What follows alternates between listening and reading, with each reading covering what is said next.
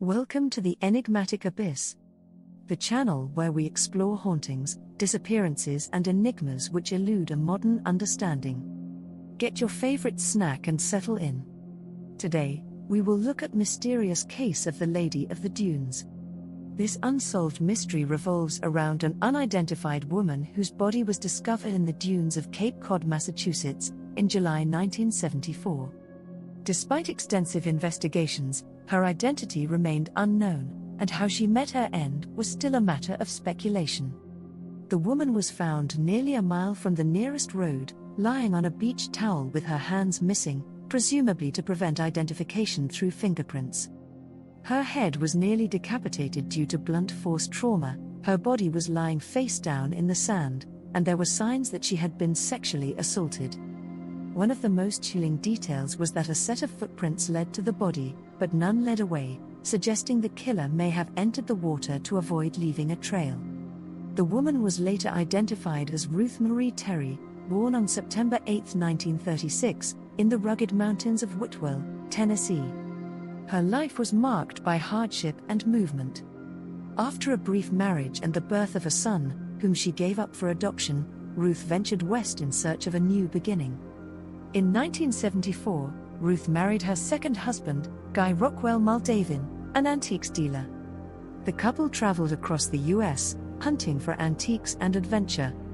Their journey took them to Massachusetts, a trip that would ultimately lead to Ruth's untimely demise. On that fateful July day when her mutilated body was discovered, a little girl and her dog were walking on the beach and discovered the horrific sight. The dog lurched in agitation while the girl screamed in horror. She ran for help as soon as she could compose herself. Police were immediately called to the scene, and the questions as to the who, why and when began to circulate among authorities. An investigation was immediately launched into the case of the Lady of the Dunes. They scoured the area searching for insights into the woman's death. They canvassed the neighborhood looking for witnesses but came up empty-handed. For years, the case went cold. Ruth's body was exhumed multiple times over the years in hopes of identification, but it wasn't until advanced forensic technology emerged that she was finally named. The revelation brought a sense of closure to the community but also raised new questions.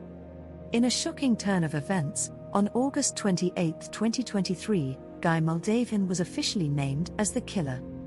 The announcement brought an end to one of Massachusetts' most enduring mysteries. Yet, the motives and the exact circumstances surrounding Ruth's death remain shrouded in secrecy. Guy Rockwell Muldaven became a suspect in the case of the Lady of the Dunes due to a combination of factors. Muldaven had a history of suspicion regarding the deaths of a previous wife and a stepdaughter in Seattle in 1960. He married Ruth just a few months before she disappeared, which placed him close to the victim around the time of her death. Advances in DNA analysis and genealogy research helped to identify Ruth Marie Terry and subsequently linked Muldaven to her. The nature of the crime and the methods used to prevent the victim's identification suggested a personal connection, which often leads investigators to look at intimate partners or family members. These elements, along with other undisclosed evidence gathered by law enforcement, led to Muldaven being posthumously identified as the killer of Ruth Marie Terry, closing a nearly 50-year-old mystery. The case is a testament to the persistence of law enforcement and the advancements in forensic science that can bring resolution to even the coldest of cases. This story, while now resolved, continues to captivate those who are drawn to the unsolved and the supernatural. It's a stark reminder of the fragility of life and the enduring quest for justice. The Lady of the Dunes tale is a chilling chapter in the annals of American crime, a narrative that, despite its conclusion, leaves a haunting impression on the sands of time. The next time you're taking a leisurely stroll on that Massachusetts beach, remember Ruth and say a little prayer for her soul. Thank you for watching, and don't forget to like and subscribe for more enigmatic stories.